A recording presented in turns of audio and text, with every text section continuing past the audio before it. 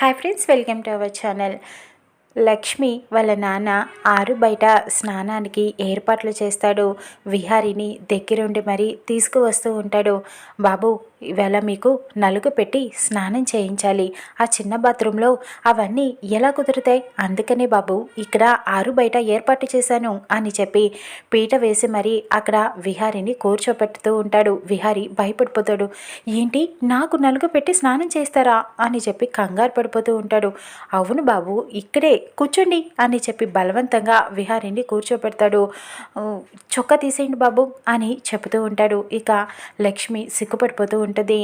విహారి అంటాడు, చొక్కా తీయాలా? లేదు, నేను తీయను, నాకు సిగ్గు లేదు, నేను ఆ బాత్రూంలోనే స్నానం చేస్తాను అని పారిపోతూ ఉంటాడు.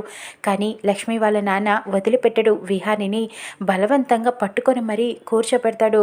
షర్ట్ తీసేసి విహారి చాలా సిగ్గుపడుతూ కూర్చుంటాడు.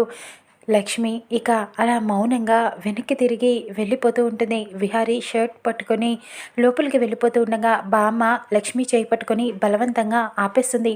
నువ్వెక్కడికే వెళ్ళిపోతున్నావు? మీ ఆయనకి నువ్వే నలుగు పెట్టి స్నానం చేపియాలి అని చెప్తూ ఉంటుంది. నేనా? వద్దు బామ్మ అని చెప్పడంతో నువ్వే చేయించాలి, ఇంకెవరు చేపిస్తారు అని బలవంతం చేయటంతో ఇక లక్ష్మి విహారికి తల స్నానం చేపిస్తూ ఉంటుంది. కుంకుడికాయ రసం పోసి తలంటుతుంది. ఇక తర్వాత ఒళ్ళంతా రుద్ది నలుగు పెడుతూ ఉంటుంది. విహారి లక్ష్మి ఇద్దరు ఒకరినొకరు అలా చూసుకుంటూ ఉండిపోతారు. ఇక లక్ష్మి అయితే సిగ్గుపడుతూ ఉంటుంది. నీళ్లు పోస్తూ ఉండగా లక్ష్మి కాలు జారి ఒక్కసారిగా అలా విహారి ఒళ్ళో పడిపోతుంది. ఇక విహారి అయితే లక్ష్మిని పడకుండా అలా తన రెండు చేతులతో పట్టుకుంటాడు.